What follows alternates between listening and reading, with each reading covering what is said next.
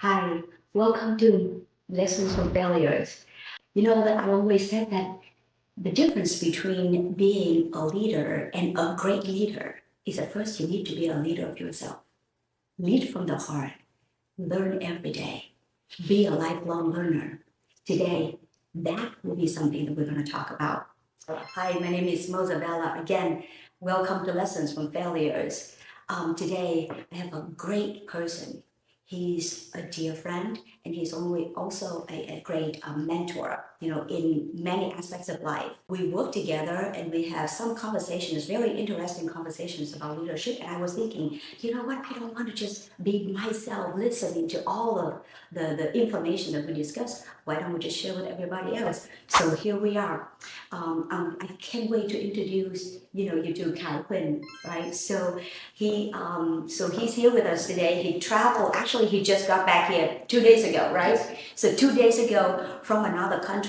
This guy travels like all over the world. Every like I can't even keep track. But I just want to tell everybody so real quick that you've been in business like an entrepreneur for 20 years, Yes. right?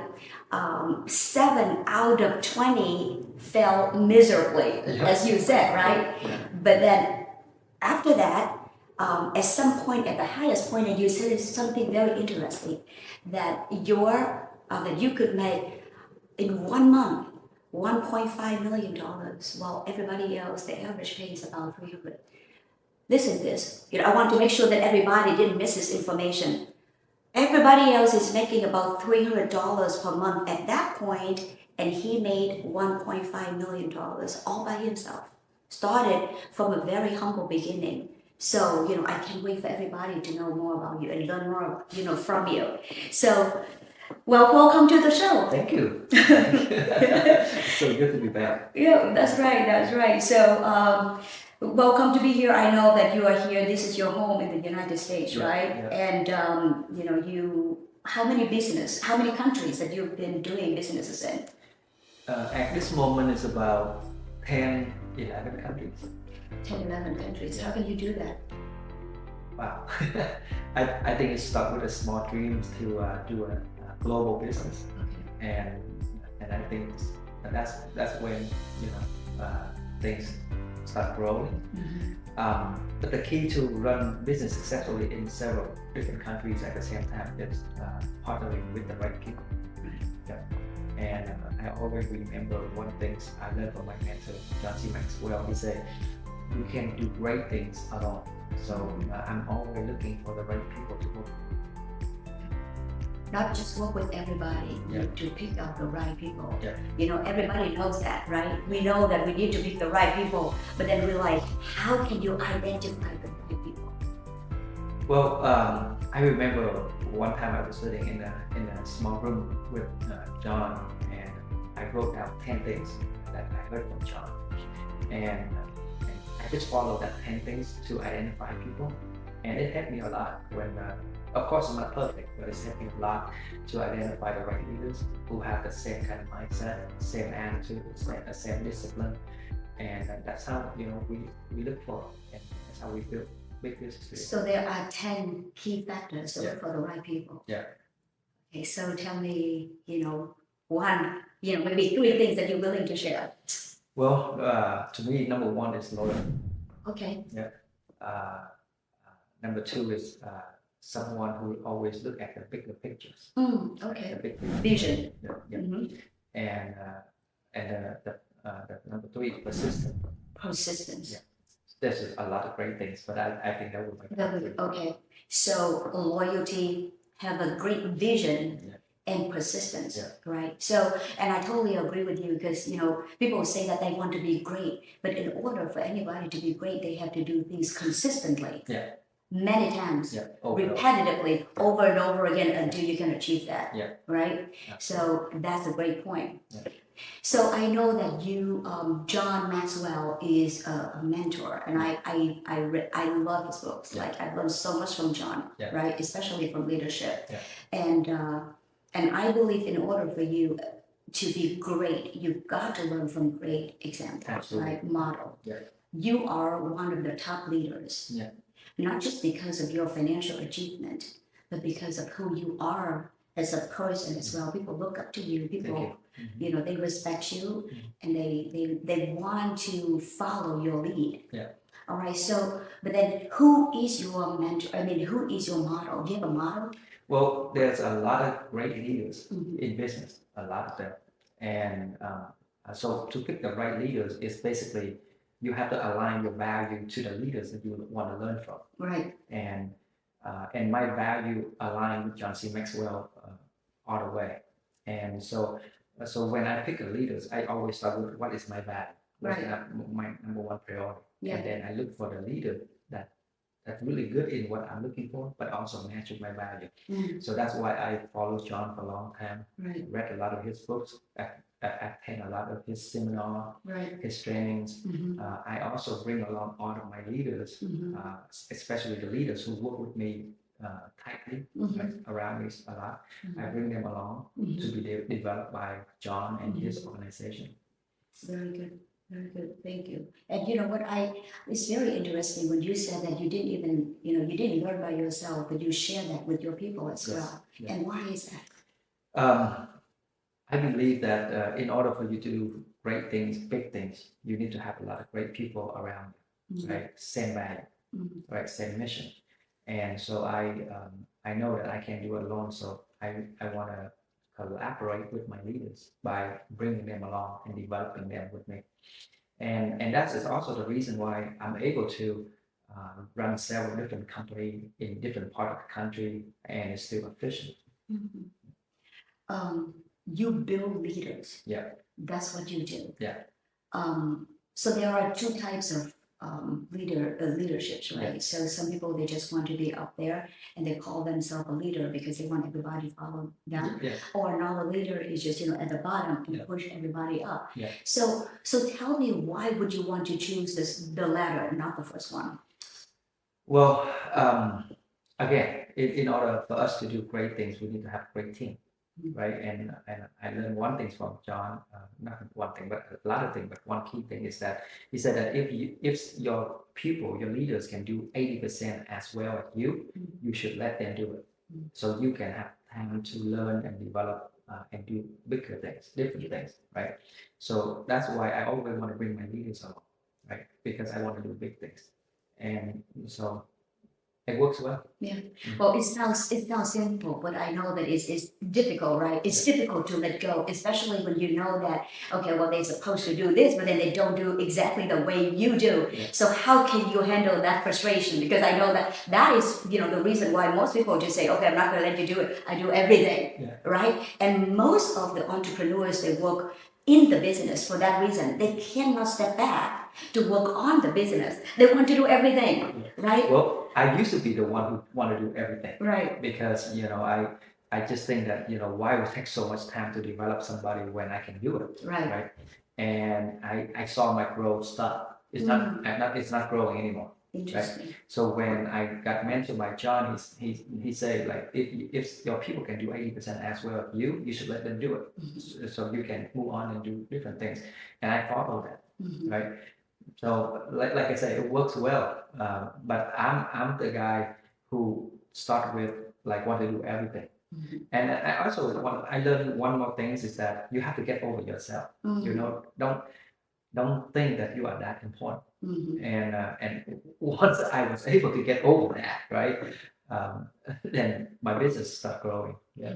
Get over yourself. You're not that important. You're not important. That's very hard to believe, but that is the truth. It's hard for a lot of leaders because leaders, they have the need that they want people to meet them, right? They want people to always just worship them and praise them and all that kind of stuff.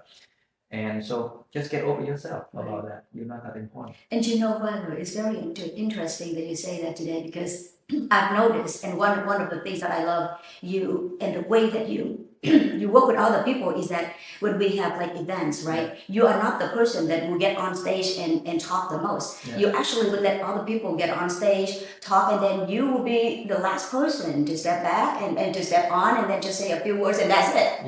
Yes. Totally different than when I started. When I started, I want to be that guy. right? I want to lead. I want to be upfront. I want to be the guy who open an end, like on. Right, you're going to attract the Yeah. spotlight. Yeah. Right. And it's not easy to change that, right? To go from trying to get all the spotlight to like pass on the spotlight, right? It's not easy, but the business will grow once you do that, right? So yeah, that's what happened here. Well, that's good. Everybody knows you as a top leader, one of the top leaders. I know that in our, in your industry, you are the guy, right? Do you believe that top leaders or leaders in general, are they born or are they trained? Leaders a skill set and skill you can develop. But I do believe that people were born with some gift in them already, just like a singer or just like a professional athlete. They're born to have their gift, their strength, but they have to develop, right? So when this is a skill you can develop, that doesn't mean everybody can learn. Everybody can be a good leader. I don't believe that I was born as a leader. Totally opposite from that. But I think because of my situation and also because I want to be successful in business, I have to develop the leadership skill. I have to be able to influence people around me. What do you mean by that? Well, leadership is influence. Right? That means if you can influence people, then you are a leader. So you want to be able to influence a lot of people in a good way, right? So I want to be successful. So therefore, I need people. So in order for me to have a lot of people around me to work toward one common goals, I need to be able to have the skill set to influence them. So one of the things that most entrepreneurs, especially successful entrepreneurs, experience is that, there are some haters out there, right? I mean, we don't know them, but somehow like we don't even pay attention. We just do what we do, but somehow like there's some people just talk about us. I think it's a great thing because somehow they pay more attention to do what you do. Absolutely. And I think one of the things that I have heard, I don't know if you've heard it or not, but one of the things that I've heard is that they're concerned. They're concerned that since you are doing different things, you have 4 companies, you're traveling all over the world, you do different things in different industries. So they have the concern that you may not be very good at what you do, or you may be distracted. Have you heard about that? A little bit.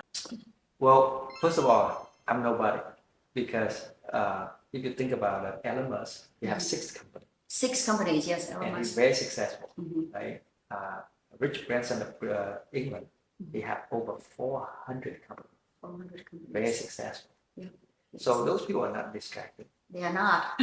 They are not. And I'm nothing even close to them, right? I still have so much more to learn and to do, right? So, those guys are not distracted. I'm not distracted. That's right. And why is that? Well, what is the key of success when you have, multiple companies? Well, my organization have a very clear vision and mission. Right. So anything that come to me and approaching me, I mean opportunity or anything, when it come to me, I always sit down and evaluate if this new opportunity gonna enhance my organization, right? Enhance the current business that I have. If it's aligned with the vision, the mission, and enhance what I have, strategically, I'm going to do it. But if it's not related, it's not enhancing it, it's not aligning it, I'm not going to waste my time, even if there's an opportunity to make a lot of money. Right. So that is the reason why in a short period of time, if you understand you know my career, first 7 years, I was struggling, right? The next 6 years, that's when I started making good money and got to the point that did $1.5 million like a month, right? But from that point, that's about 2017, 2018 until now, we're expanding very rapidly in many different areas.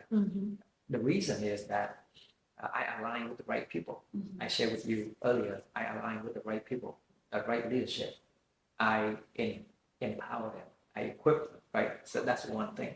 But the second thing is everything that I act on I always have to make sure align with the mission, with the vision, right? Strategically, it's going to enhance what I currently have, right? And then that's when we are moving forward and faster in the same direction, right? That's totally different than jumping on any kind of opportunity and do any kind of things. So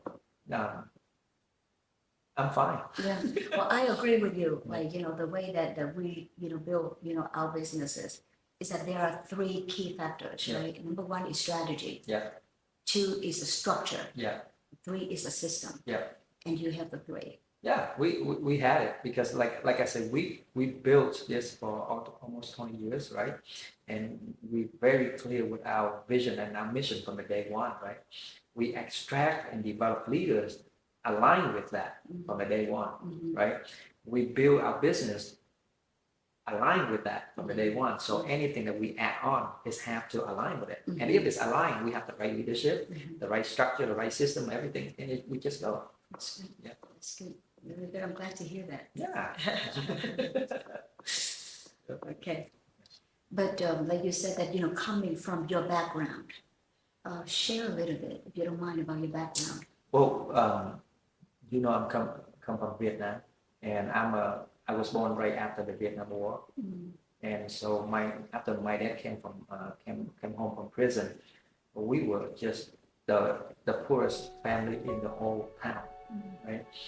And we were struggling. Like today we eat, we don't even know what we eat tomorrow, right? My older brother and sister, like struggling to have an opportunity to go to school, right? So we were really struggling, and because of that, we don't feel like we are worth it or any good in that community. And then when my dad escaped from Vietnam, only my mom and I and my sister stayed back home, and it became even tougher, right? Then in 1990, when we were able to immigrate to the U.S. and reunited with my father and my older brothers, we were struggling again financially. We were just really bad shape. So that was the time that I was moving into a foster family. And so you think about it, you come from extremely poor. You can say your family is the poorest family in the whole town in Vietnam, immigrate to the U.S., still poor, and my parents can't afford or support me to have good education. So I end up moving to a foster family and couldn't speak English. I go to a private Christian high school. Everybody was Caucasian, right? And I'm the Asian, the only Asian in the school, can't speak English. So I was struggling, right? From Vietnam to America and struggling. So for me to feel like who I am today was totally out of what I was expecting or hoping, right? Absolutely. But once I get into business and I start enrolling into personal development course and learning leadership and all that kind of stuff, then I realized that, it doesn't matter how we start, where we start, but if we are willing to put the effort into learning, developing the skill, then we can become a good leader. This is so great, right? And I really want to go a little bit deeper in this conversation. You make some good points here. Number one, when you came from poverty or from the background, the similar background that you just shared, it affects your confidence level, especially during teenage time, right? Yeah. That is when people start to shape their identities. Yes. And here you are, because of your situation, it affects your confidence greatly. Yeah. But here you are now today, you are a great leader, which was a lot of we're talking about how confident you are wherever you go, right? Whatever you do. Yeah. So then we're gonna please talk about that. And secondly, I would like for you to actually share why, what was the pivotal moment that you realized that self-development is important? Yeah. Well, when I realized my business is not growing, that's when I say, this I need to figure it out. I need to do something. And I remember somebody say, or I read somewhere that if you want to change something, you got to change you, right? So that's when I commit to personal development, because I know that the result that I have is perfectly aligned with what I know right? So in order for me to move up in success, then I have to move up my skill set. So that's when I commit to personal development, and I still do that every day today. Okay. So how about the confidence? How did you get the confidence? Well, I was extremely low self-confidence, all the way from Vietnam to the U.S. to the foster family into high school. Very low confidence. But I think the person that start changing the way I feel about myself, the first thing is my foster parents, right? They're Caucasian, they're very educated, but they accept Asian kid that couldn't speak English go into their homes, and that they love me like they love their own kid. So I think that is the beginning. The second person that I would never forget is my English teacher. Her name is Mrs. Newsma, if I remember correctly. It's so long, it's all right, Newsma. And I remember I couldn't speak English, I couldn't write English, I couldn't read English.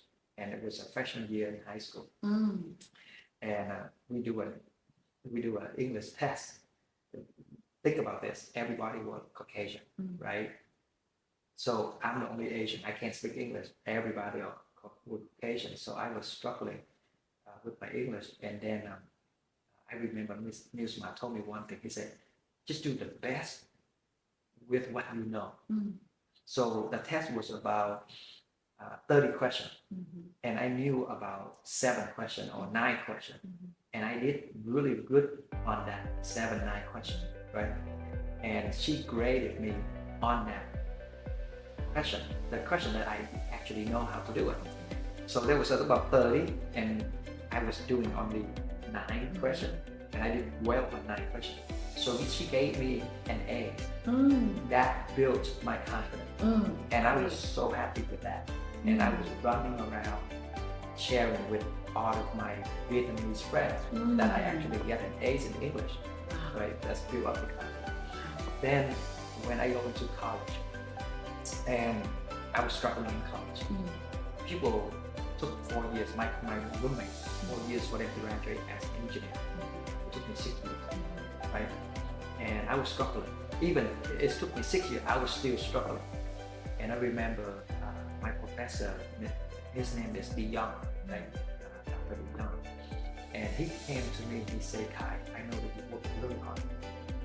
And if you can get a B plus on this test, I pass you. Because I was struggling and then I was failing. And he said that, and he said one thing like this, he said, even you don't pass. Basically, he said that even if you don't get a B plus, he still passed me because he knows that I work really hard and he wanted me to graduate. On my graduation day, he came and he hugged me. And he said, Khai, I just want to let you know that you actually graduate on your own. You get an A minus. Wow. So it's not a B plus, you get an A minus. It's not like he passed me. I actually passed on my own. So he came and he hugged me and he said, you pass on your own. I'm so proud of you and I believe that you can do great things in future. So on the day I graduated from college, the professor that hugged me and told me that is really gave me another boost in confidence. So, I went through life very rough, but small pieces like that, like Miss Newsman, right? My parents, my foster parents, and Mr. Young, right? That really changed my life. Yeah.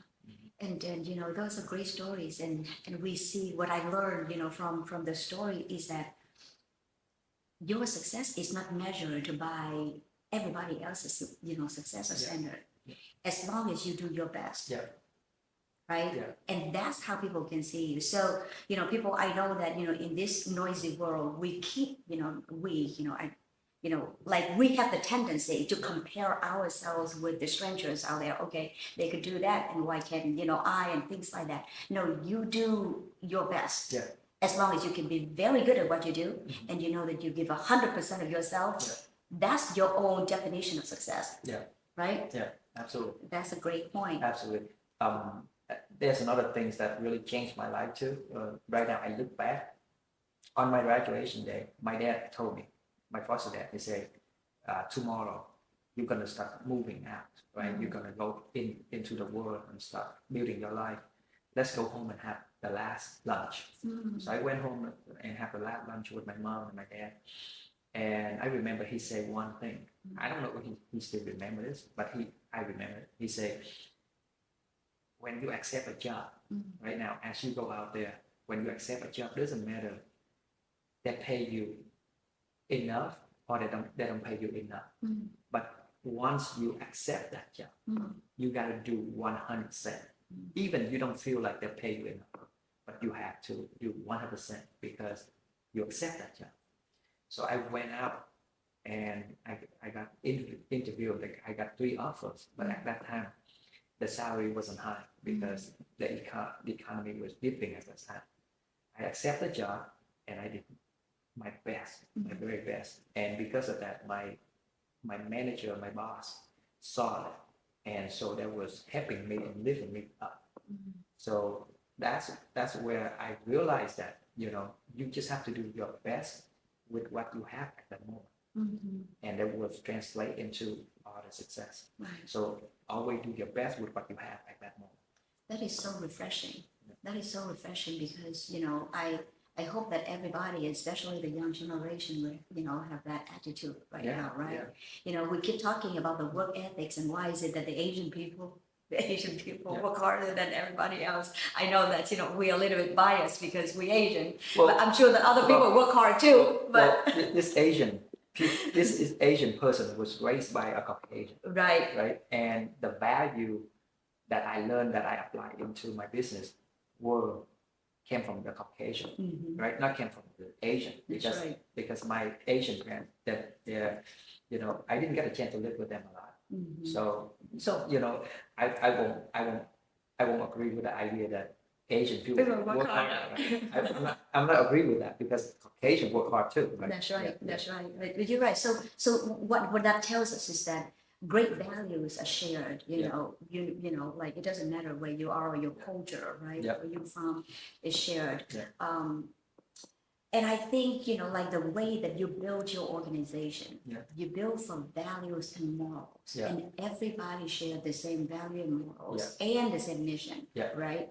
You have a great vision.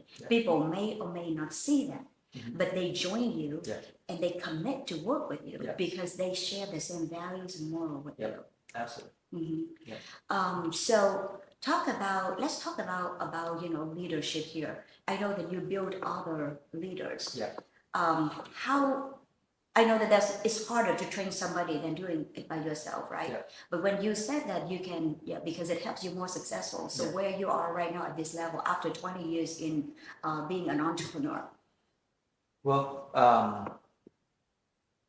basically, where I am today is way beyond what I was hoping for 20 years ago, right? Way beyond that.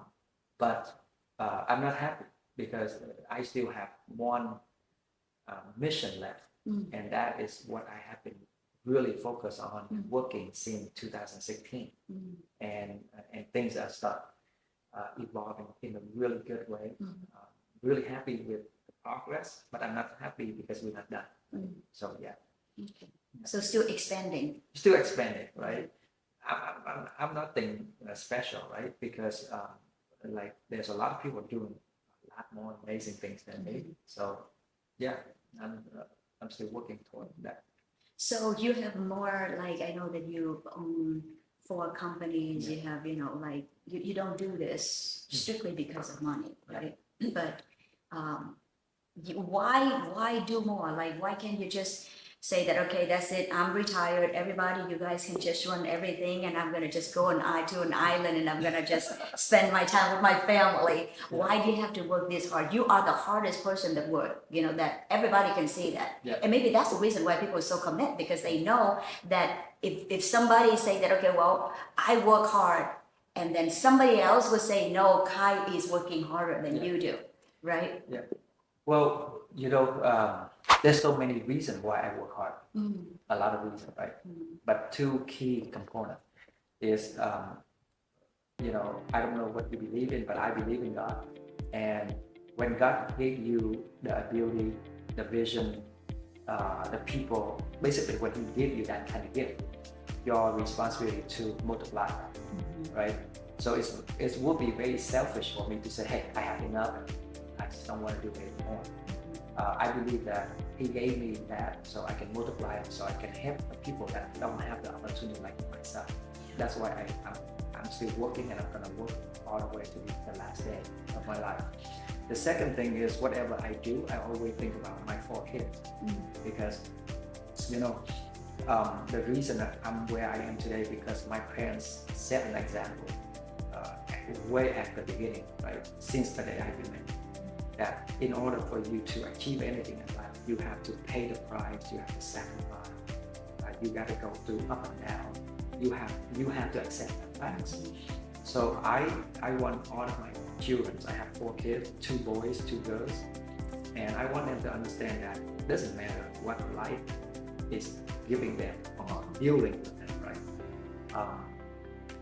As long as they understand one thing is that all success comes with sacrifice, right? All success is come with discipline, and that's why I keep working at it. I struggle with health, right? And many people know that I struggle with health. In 2008, I was paralyzed from the neck down, and the reason I was paralyzed because I have a very bad case of multiple sclerosis, and doctors told me that I will be paralyzed for life. I won't be able to have kids again. There was a lot of things that doctors told me, right? And guess what? I'm walking again. I'm about 85% recovered. Instead of having 1 kid, I have 4 kids, right? And today I'm still struggling with pain, still struggling with mobility. Basically, I'm still struggling, right? What do you mean you're struggling? Nobody can say that. No, because you can walk fast, you can run, you play sports, like you travel. Well, when you are in my situation, you can either choose to let people feel sorry about it, like sorry for you, or you just gonna say, hey, I want to overcome this, and I wanna look past this, right? So I don't want people to feel sorry for me. I always like really focus on getting stronger and walk faster, more balancing. I'm not trying to show people that I'm really sick, and so people feel sorry for me. But everything I do, I intentionally do it for my kids because I want to teach them, right? About 6 months ago, I want to have a transformation on my skin, but I also want to have a transformation on my health. I was a little bit overweight at that time. My skin was looking really bad, so I want to go through a transformation. So when I start working out, I couldn't do 30 minutes, right? But I would start doing like 10, 15 minutes.